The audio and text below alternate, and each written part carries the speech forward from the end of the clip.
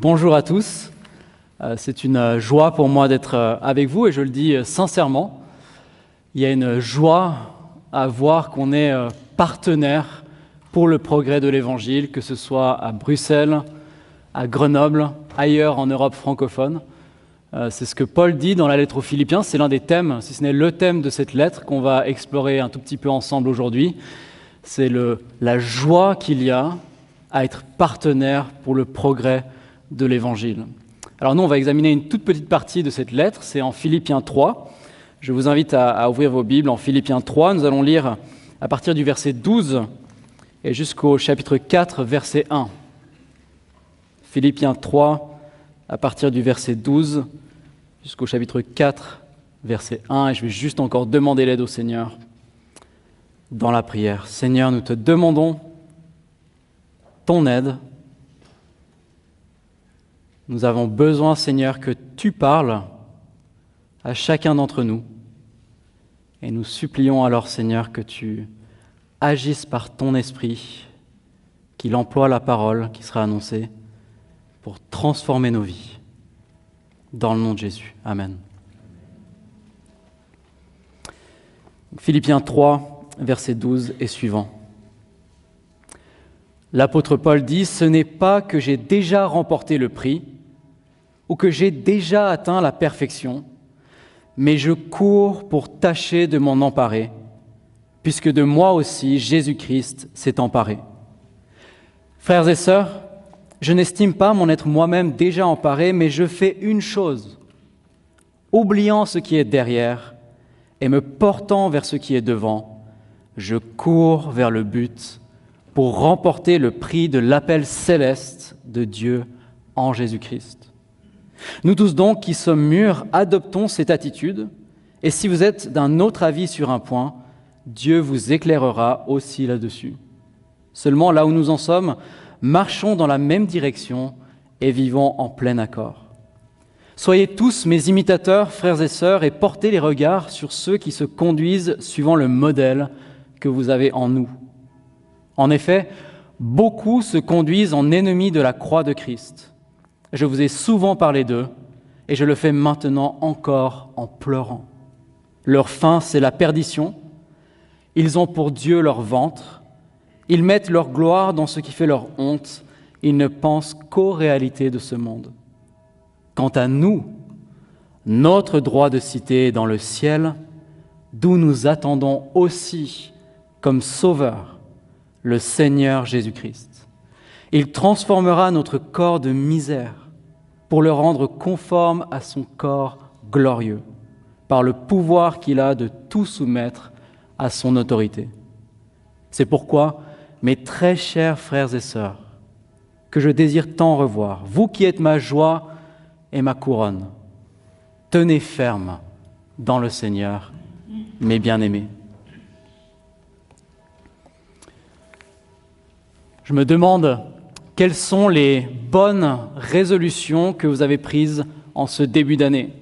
Nous sommes mi-février et j'ose donc espérer que les résolutions que vous avez prises au début de l'année ne sont pas encore toutes mortes et enterrées. C'est l'habitude, après les fêtes, de prendre de bonnes résolutions pour l'année qui commence, reprendre le sport, entamer un régime, passer moins de temps sur mon smartphone, lire la Bible en un an. Il y a beaucoup de bonnes résolutions que l'on peut prendre, n'est-ce pas? Mais que diriez-vous si je vous disais qu'en tant que chrétien, une seule bonne résolution est vraiment nécessaire? Qu'il n'y a qu'une seule chose qui compte vraiment dans cette nouvelle année qui commence?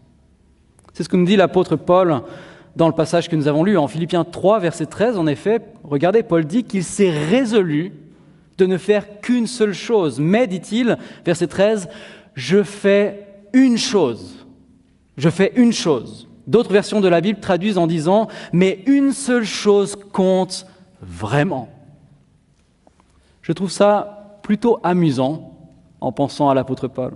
Si vous regardez au début de cette lettre aux Philippiens, vous verrez qu'elle est adressée de la part de Paul et Timothée aux chrétiens de l'église de Philippe. Timothée était avec Paul comme son secrétaire. La plupart du temps, Paul dictait ses lettres à Timothée qui les écrivait. Et ça me fait sourire de penser à cette scène et d'imaginer le moment où Paul a dicté cette phrase. « Frères et sœurs, je n'estime pas m'être encore emparé de Christ, mais je fais une chose. » Je ne peux pas m'empêcher de penser que Timothée a dû lever les yeux vers Paul avec un regard interrogateur. Peut-être même qu'il a eu le courage de l'arrêter et de lui dire « Mais enfin Paul, veux-tu vraiment que j'écrive que tu ne fais qu'une seule chose ? Depuis que je te connais, tu fais toujours 1000 choses et 1000 choses à la fois. Tu voyages sans cesse, tu prêches l'évangile, tu fabriques des tentes, tu guéris des malades, tu visites, tu accompagnes, tu conseilles. Je ne t'ai jamais vu faire une seule chose. » Que pensez-vous que Paul lui aurait répondu si Timothée avait osé lui faire part de son incompréhension ? Je pense qu'il lui aurait dit « Tu as raison, Timothée, personne ne sait mieux que toi combien je suis occupé, mais voilà ce que tu dois comprendre. Je ne suis pas occupé à faire plein de choses différentes. Je suis occupé à faire une chose de plein de manières différentes. Peu importe ce que je fais, à chaque heure de ma journée, dans toutes mes activités, je ne fais en réalité qu'une seule chose. Quelle est cette chose ? Je cours, dit Paul. Je cours, mais je fais une chose, dit-il, oubliant ce qui est derrière et me portant vers ce qui est devant. Je cours vers le but. Paul a un but dans la vie. Et si nous avions lu l'entier de la lettre aux Philippiens ce matin, vous devriez pouvoir me dire quel est ce but. Parce que Paul l'a répété encore et encore, que son but suprême, c'est quoi ? C'est de connaître Christ. Voilà le but de sa vie, comme on pouvait déjà le lire au chapitre 1, verset 21, où Paul disait « Car pour moi, vivre, c'est Christ. Vivre, c'est Christ. » Et dans la première moitié du chapitre 3, Paul persiste et signe que c'est ça son but ultime. Il explique que tout ce qui avait de l'importance à ses yeux avant de connaître Christ, que ce soit son renom, sa réussite, sa réputation, toutes ces choses qui avaient tant d'importance dans sa vie, il considère qu'elles ne valent rien en comparaison du bien suprême qu'est la connaissance de Jésus-Christ, mon Seigneur. Et si vous êtes là ici ce matin pour la première fois, comme il a été dit, on est heureux que vous soyez là, mais c'est ça qu'on aimerait vous dire par-dessus tout, qu'il n'y a rien de meilleur que de connaître Jésus, parce qu'il est le seul Sauveur. Il a donné sa vie pour le pardon des péchés de son peuple, et il donne la perfection de son obéissance et la paix avec Dieu à tous ceux qui mettent leur foi en lui. Et c'est ce que Paul a découvert, lui qui voulait par ses bonnes œuvres se rapprocher de Dieu. Il a découvert que ses bonnes œuvres ne pouvaient pas le faire, mais que Jésus le peut. Mais si dans la première moitié du chapitre 3, Paul définit ainsi le but de sa vie, c'est connaître Christ, dans la deuxième moitié du chapitre qui nous concerne aujourd'hui, Paul décrit sa poursuite active de ce but et il nous invite à le rejoindre dans cette course. Vous voyez, pour Paul, connaître Christ n'est pas un simple vœu pieux, ni une belle formule creuse. C'est ce qu'il veut vivre vraiment. Et c'est pourquoi il fait tous ses efforts pour connaître Jésus davantage. Il désire être transformé à son image chaque jour un peu plus, jusqu'au jour où il verra Jésus. Or, cette poursuite active de Jésus, Paul l'a décrit au moyen d'une image. Et cette image est laquelle ? C'est celle de la course. Et Paul nous dit 3 choses à ce sujet. Il nous dit que la vie est une course, comment rester dans la course et pourquoi rester dans la course. Alors voyons ces 3 choses l'une après l'autre. Premièrement, Paul nous dit que la vie chrétienne est comparable à une course. Il suffit pour voir cela de parcourir les versets 12 à 16 qui sont dominés par le champ lexical de la course. Par 2 fois, Paul parle du prix qu'il veut remporter.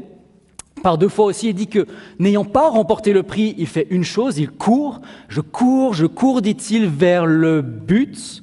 Et le mot grec traduit ici par but est celui qui est employé ailleurs pour parler de la ligne d'arrivée. Et enfin, au chapitre 4, verset 1, regardez, Paul parle de la couronne. Une référence à la couronne faite de feuilles de laurier ou de feuilles d'olivier qu'on plaçait sur la tête du vainqueur, sur le podium. Cette image de la course est une image que Paul prend souvent dans ses lettres pour illustrer différentes facettes de la vie chrétienne. Mais c'est une image qui devait parler tout particulièrement à ces chrétiens de la ville de Philippe. Car savez-vous où se trouve Philippe ? Philippe se trouve dans ce qu'on appelle aujourd'hui la Grèce. Et la Grèce était particulièrement réputée pour ses compétitions d'athlétisme. Il y avait 4 grandes compétitions qui avaient lieu tous les 4 ans, ce qui veut dire que chaque année, toute la Grèce vibrait au rythme des Jeux. Il y avait les Jeux ismiques dans le sud de la Grèce, les Jeux néméens, les Jeux pythiques et bien sûr, les plus connus de tous jusqu'à aujourd'hui, les Jeux olympiques. On est en plein dedans. Okay ? Et dans chacun de ces Jeux, la compétition phare, celle que personne ne voulait rater, s'appelait le stadion. Il n'y avait pas le marathon à l'époque, c'était le stadion. C'était une course à pied et elle était si prestigieuse que le vainqueur donnait son nom à toutes les Olympiades. Et son nom passait ainsi à la postérité. C'était la gloire et les honneurs assurés pour le vainqueur. Maintenant, si vous vouliez y participer à cette course, il fallait s'inscrire 1 an à l'avance. Et pendant toute une année, vous deviez suivre un entraînement très strict. Tous les participants étaient soumis aux mêmes règles. Il y avait un régime alimentaire particulier. Il y avait des tests à passer. Vous étiez préparés pour le jour J. Et le jour de la course arrivait, ce n'était plus que vous et la piste. Au moment du départ, il fallait courir sans s'arrêter jusqu'à la ligne d'arrivée.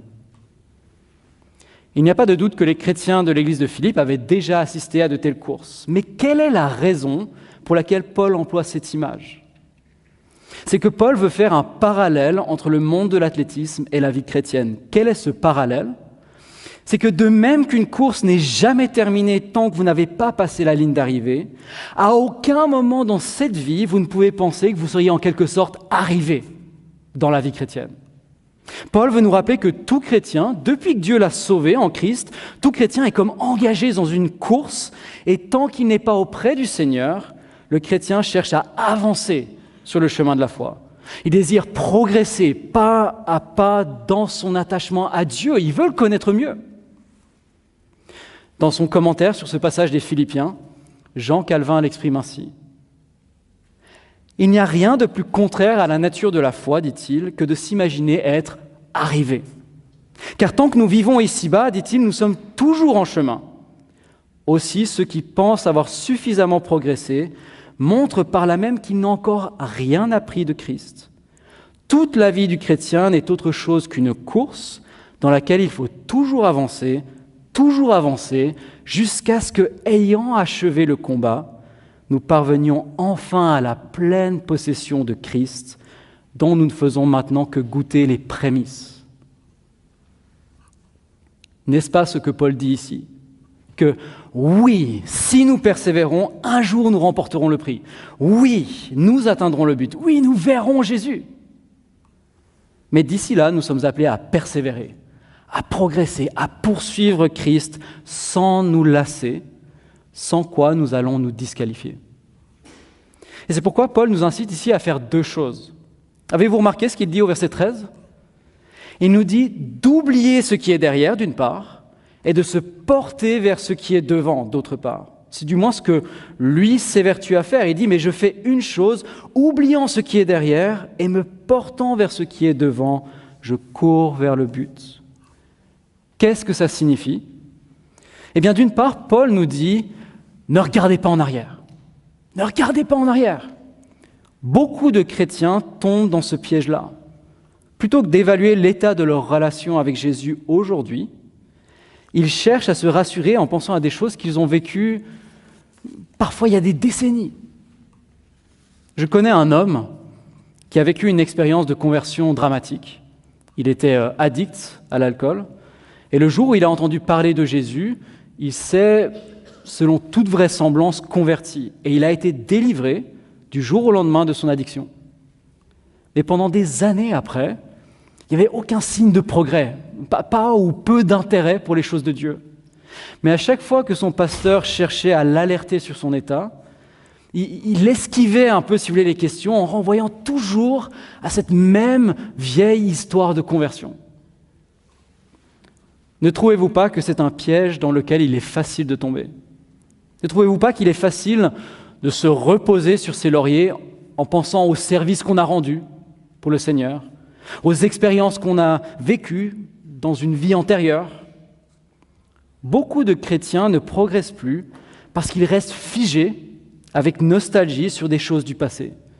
Et c'est pourquoi Paul dit ici, oubliez ce qui est derrière, peu importe ce que vous avez vécu avec le Seigneur dans le passé, ce qui compte, c'est où vous en êtes aujourd'hui. Est-ce que vous réalisez comme c'est étonnant de la part de Paul de dire une chose pareille? Je veux dire, Paul, s'il y a bien une personne qui aurait pu s'attarder sur ces trophées du passé, c'est bien Paul, non? Pensez à sa conversion. Peut-on imaginer donc une conversion plus dramatique que la sienne? Alors qu'il était en route vers Damas pour emprisonner, même tuer des chrétiens, Jésus s'est révélé à lui dans une lumière aveuglante et tac, en un instant, il est passé de Saul, le persécuteur de l'Église, à Paul, l'apôtre de Jésus-Christ. Une conversion dramatique. Vous pensez encore à ses expériences avec le Seigneur. En 2 Corinthiens, Paul dit qu'il a vécu des temps de communion avec Christ si intenses que c'était comme s'il avait été enlevé au paradis. Vous pensez encore à tous les services accomplis, les dizaines d'églises implantées, toutes les prédications prêchées, toutes les lettres rédigées. À ce moment de sa vie, Paul avait déjà écrit à peu près un quart du Nouveau Testament. Si quelqu'un aurait eu des raisons de se reposer sur ses lauriers, c'était bien lui. Pourtant, Paul ne se replongeait pas sans cesse dans ses accomplissements du passé, parce que pour lui, ce qui compte, c'est aujourd'hui. C'est qu'aujourd'hui, et chaque jour un peu plus, il se rapproche du but, qu'il grandisse dans sa connaissance de Jésus. Et c'est pourquoi, écoutez bien, Paul a choisi d'oublier. Je dis bien qu'il a choisi d'oublier, parce que oublier au sens où Paul l'entend ici, ce n'est pas une perte passive de la mémoire, mais c'est une discipline active de notre esprit par laquelle nous choisissons résolument de ne pas nous y attarder. Nous choisissons de ne pas nous attarder sur les choses du passé. Et c'est vraiment ce que Paul dit. Ne regardez pas en arrière, d'une part. Et puis Paul ajoute, mais portez-vous vers ce qui est devant. Par ces mots, Paul nous met en garde contre un autre danger. Lequel ? C'est que si certains chrétiens ne progressent plus parce qu'ils sont bloqués sur le passé, d'autres ne progressent plus parce qu'ils sont satisfaits du présent. Je connais beaucoup de chrétiens comme ça. Ce sont des chrétiens qui ont très bien compris une partie de ce que Paul dit ici, à savoir que la perfection, nous ne l'atteindrons pas ici-bas.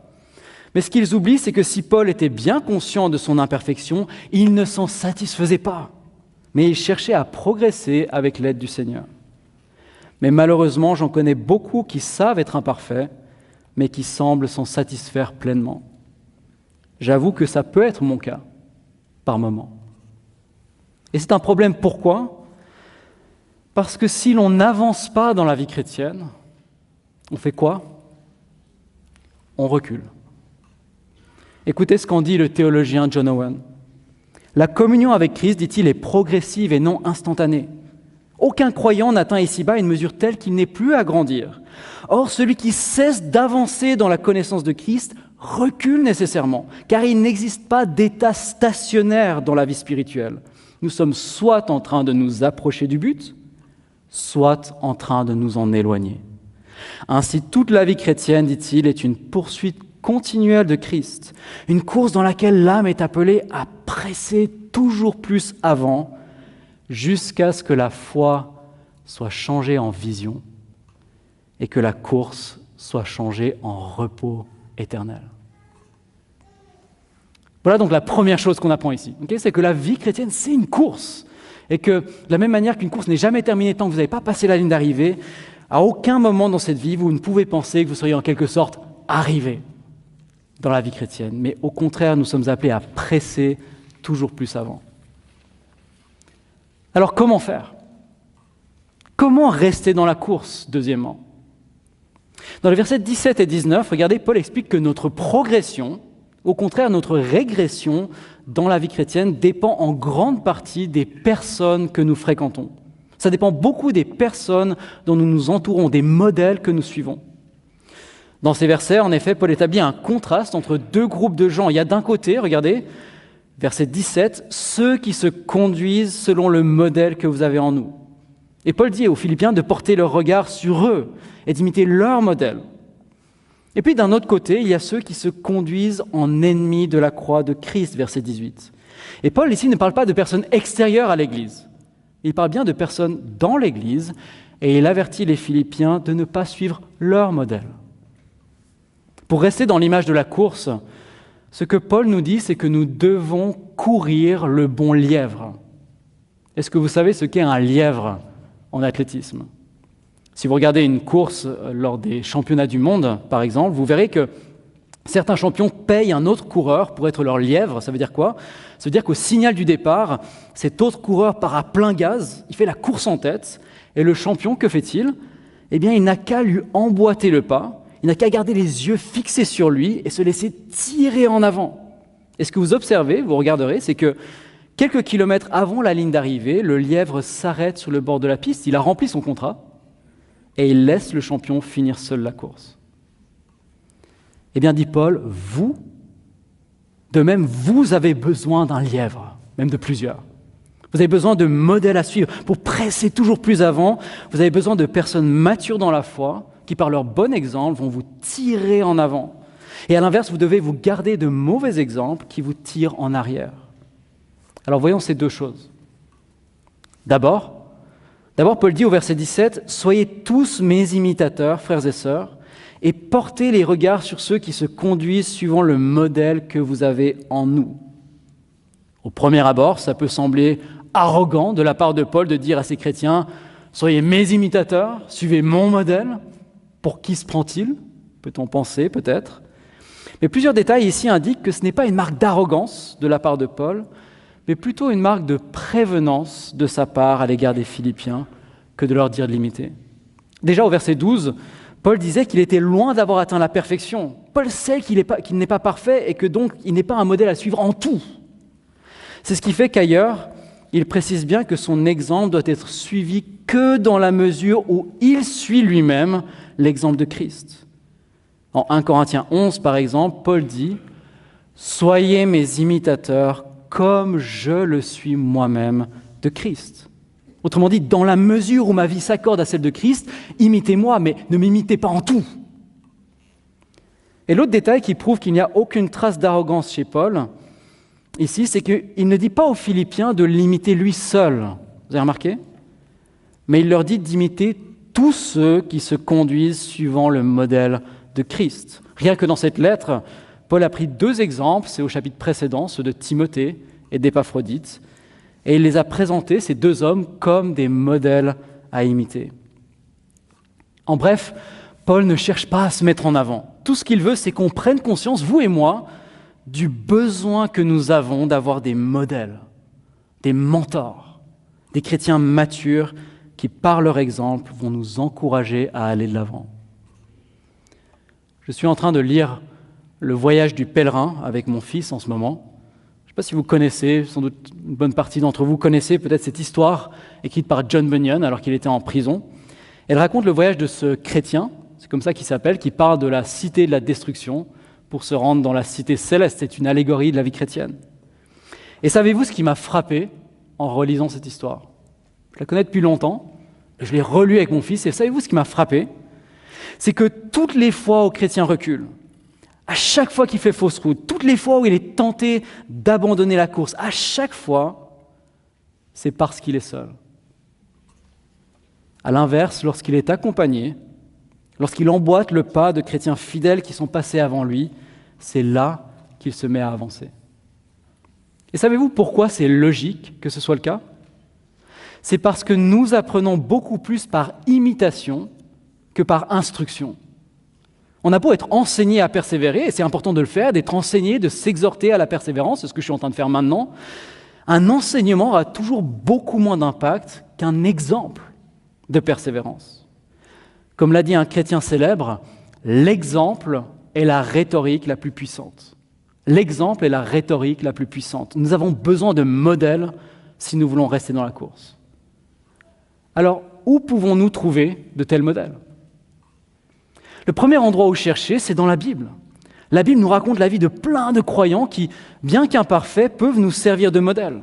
D'Abraham à Paul, justement, en passant par Moïse, David, Pierre et tant d'autres, sans même parler de notre Seigneur Jésus-Christ, la Bible regorge d'histoires dont il nous est dit qu'elles ont été écrites pour nous servir d'exemple, 1 Corinthiens 10, pour que nous imitions leur foi, Hébreux 11.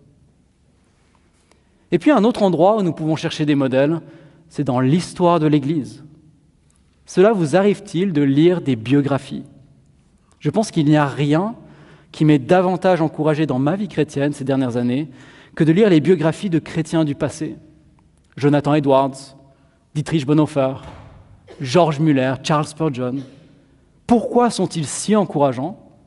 Parce que malgré tous leurs défauts, et croyez-moi, ces hommes avaient leurs défauts, leur vie est un exemple de consécration qui pousse à vouloir progresser et à avancer sur le chemin de la foi.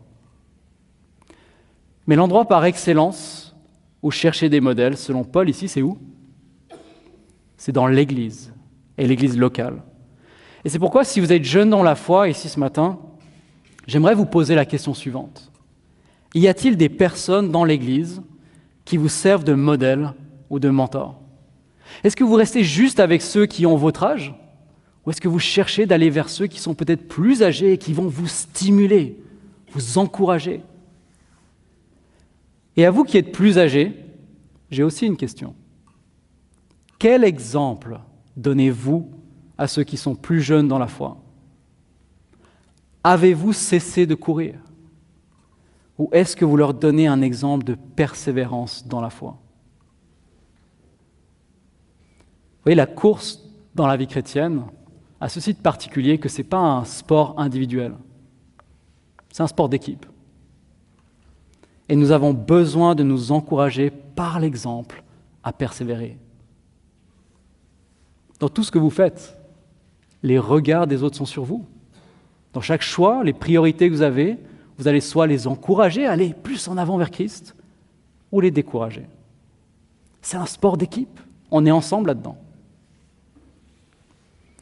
Pourquoi est-ce si important de s'encourager par l'exemple à persévérer ? Parce que Paul nous dit, regardez, que si les bons exemples sont rares, les mauvais exemples, eux, ne manquent pas. Et le danger est bien réel de se laisser dérouter par des gens qui se disent chrétiens, mais dont la vie démontre qu'il n'en est rien. Regardez les versets 18 et 19.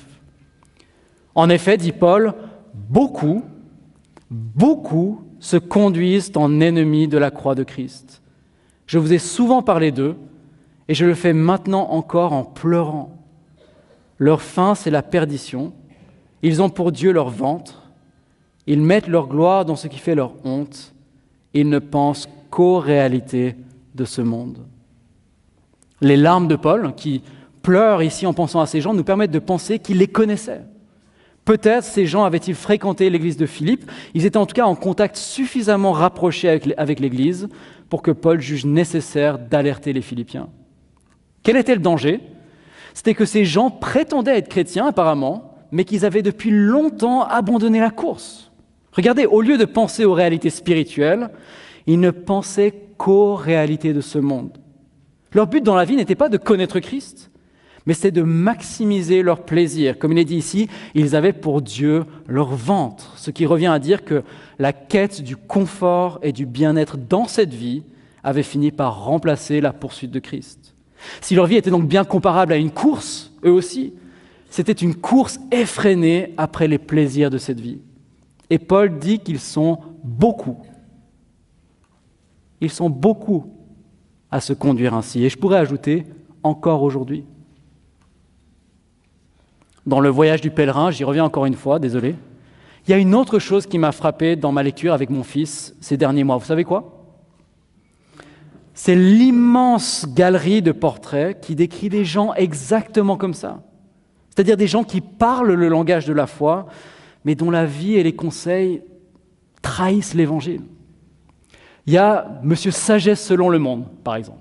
Voilà, Monsieur Sagesse selon le monde, c'est un homme respectable, religieux, mais que dit-il à chrétien ? Il lui dit en gros, ça n'a pas besoin d'être aussi difficile la vie chrétienne. Ça n'a pas besoin d'être aussi difficile. Dieu voudrait-il vraiment que tu aies à souffrir comme ça ? Non, certainement pas. Si le chemin est si difficile, c'est probablement que tu t'es trompé de chemin. Il y a aussi Monsieur Volage. Monsieur Volage, voilà un autre, un homme qui commence le chemin avec enthousiasme, mais dès qu'il rencontre les premières difficultés, il abandonne et il dit à chrétien, si c'est ça le chemin, Je préfère rentrer. Pourquoi s'infliger tant de peine? La vie est si facile, elle est tellement plus belle dans la cité de la destruction. Et je pourrais multiplier les exemples. Il y a toute une galerie de portraits de gens comme ça qui parlent le langage de la foi. Ça semble très spirituel. Mais leur vie et leurs conseils trahissent l'Évangile. Qu'est-ce que Bunyan nous dit par ces portraits? C'est que le danger, vous voyez, par rapport à la persévérance, le danger ne vient pas tant de l'extérieur de l'Église, mais que le plus souvent, il vient de ceux qui se disent chrétiens, mais dont la vie démontre qu'il n'en est rien, et qui vont nous décourager, qui vont nous détourner du chemin. Et c'est pourquoi Paul nous dit « Choisissez avec soin votre compagnie. Choisissez bien les gens dont vous vous entourez. Et portez les regards sur ceux qui vont vous tirer en avant, qui vont vous aider à rester dans la course. » Mais Paul ne se contente pas de nous dire que la vie est une course et comment rester dans la course. Il termine en nous expliquant pourquoi rester dans la course. Troisièmement, pourquoi cela vaut-il la peine de persévérer dans la foi? Pour rester dans l'image de la course, la réponse que Paul donne dans les versets 20 à 21, c'est que la ligne d'arrivée est proche et que le prix en vaut la peine. Regardez les versets 20 à 21. « Quant à nous, dit-il, notre droit de cité est dans le ciel, d'où nous attendons aussi comme sauveur le Seigneur Jésus-Christ. Il transformera notre corps de misère pour le rendre conforme à son corps glorieux par le pouvoir qu'il a de tout soumettre à son autorité. » Avez-vous déjà remarqué comme la vue de la ligne d'arrivée donne des ailes aux coureurs? Je suis tombé sur un meeting d'athlétisme récemment et il y avait la course du 5000 mètres en cours. C'est plutôt une course d'endurance. Le 5000 mètres, c'est 12 tours de stade. Et quand je regardais, j'avais l'impression que les coureurs étaient à plein régime. En tout cas, de mon point de vue, ils étaient déjà à fond en train de courir. Mais savez-vous ce qui m'a frappé? C'est qu'une fois qu'ils sont arrivés dans la dernière ligne droite, ils ont encore accéléré. Je ne pensais pas qu'ils en avaient encore sous le pied, comme on dit, mais ils ont eu comme un second souffle. Voir la ligne d'arrivée si proche leur a donné des ailes et ils se sont mis à accélérer. Or, c'est ce que Paul fait ici. Pour nous encourager à rester dans la course, il fait miroiter devant nous la ligne d'arrivée. C'est comme s'il disait « Allez, persévérez, vous y êtes presque, vous êtes bientôt arrivés et pensez au prix qui vous attend. » Il y a 3 choses en particulier que Paul met ici en avant brièvement. La première chose qui nous attend, dit-il, c'est que nous aurons un corps glorieux. Un corps glorieux, puisqu'il dit que quand Christ paraîtra, il transformera notre corps de misère pour le rendre conforme à son corps glorieux. Peut-on imaginer de plus belles perspectives que celle-là, en particulier pour ceux parmi nous qui sentent le poids des années? Mais ce n'est pas juste pour les personnes âgées que c'est une promesse magnifique, en réalité, pour ceux qui sont jeunes aussi. Pourquoi? Mais parce que dès l'instant où nous sommes nés, notre vie prend la direction de la tombe. Et plus passent les années, plus nous nous rendons compte de ça. La fatigue, la dépression, la maladie, les douleurs, l'insomnie. Tant de choses qui nous découragent si facilement et nous poussent à vouloir baisser les bras. Nous souffrons tous dans cette vie, dans un corps de misère. Mais Paul dit, il n'en sera pas toujours ainsi. Et comme le dit C.S. Lewis, si nous pouvions voir aujourd'hui notre futur moi, nous serions tentés de l'adorer. Pourquoi? Mais parce que Christ va nous ressusciter avec un corps semblable au sien, incorruptible, glorieux, plein de force. Et il n'y aura alors plus jamais ni souffrance, ni douleur, ni pleurs, ni cris, ni larmes. Mais en plus d'un corps glorieux, Paul nous dit que ce qui nous attend, c'est une cité solide. Une cité solide puisqu'il dit que notre droit de cité est dans le ciel. Qu'est-ce que cela signifie, si ce n'est que nous avons une patrie et qu'un jour, bientôt, nous rentrerons à la maison? Par ces mots, Paul nous rappelle que nous sommes des pèlerins sur cette terre, justement, des vagabonds, toujours en chemin, jamais arrivés à destination. Mais Paul dit, il n'en sera pas toujours ainsi. Bientôt, la cité céleste descendra sur terre et nous serons enfin à la maison. En Hébreux 11, Paul nous dit que cette cité, Dieu en est l'architecte et le constructeur. et qu'elle a de solides fondations. Elle est solide, elle ne passera pas. Après avoir couru toute notre vie ainsi, nous pourrons enfin nous reposer. Nous serons enfin arrivés. Un corps glorieux, une cité solide, mais la plus belle promesse qui nous est faite ici, c'est que bientôt nous verrons Christ lui-même. Puisqu'il nous est dit que nous attendons aussi, et j'ai envie de dire surtout, comme Sauveur, le Seigneur Jésus-Christ. Savez-vous qu'un jour, bientôt, vous verrez votre Sauveur face à face? Savez-vous qu'un jour, bientôt, vous verrez Jésus? Et savez-vous qu'il n'y a rien de meilleur? C'est ce que Paul disait un peu plus tôt dans la lettre lorsqu'il disait « Car pour moi, vivre, c'est Christ, et la mort m'est un gain. » Et ce qu'il entendait par là, Paul l'expliquait plus loin en disant « J'ai le désir de m'en aller et d'être avec Christ parce que c'est de beaucoup le meilleur. J'aimerais pouvoir partir, dit Paul, parce que c'est tellement de loin le meilleur d'être avec Jésus. » Eh bien, Paul dit « Un jour, ce sera le cas. Nous serons avec Jésus et Jésus sera là. » Comme le dit la Bible dans un autre endroit, nous savons que lorsque Christ apparaîtra, nous serons semblables à lui parce que nous le verrons tel qu'il est. Voilà ce qui nous attend. Donc, et Paul dit, voilà ce qui doit vous encourager à persévérer. Parfois, si vous êtes comme moi, je trouve avec les aléas de la vie, avec notre quotidien trop rempli, on perd de vue la ligne d'arrivée, non? Avec quel résultat? Mais c'est que nous baissons les bras, on se laisse aller. Nous ne faisons plus d'efforts pour connaître Jésus davantage. On n'a plus ce désir brûlant d'être transformé à son image parce qu'on a oublié que bientôt nous verrons Jésus. Et c'est pourquoi Paul nous dit « Rappelez-vous que la course est bientôt terminée et persévérez ». Chapitre 4, verset 1, c'est pourquoi, mes très chers frères et sœurs, tenez ferme dans le Seigneur, mes bien-aimés. Et j'aimerais moi aussi conclure ce message par un appel. Un appel à reconsidérer vos priorités cette année. Je vous demandais en introduction quelles sont les bonnes résolutions que vous avez prises au début du mois de janvier. Sans doute que vous avez plein de priorités, plein de bonnes priorités pour cette année. Mais puis-je vous suggérer qu'il n'y a réellement qu'une seule chose qui compte vraiment?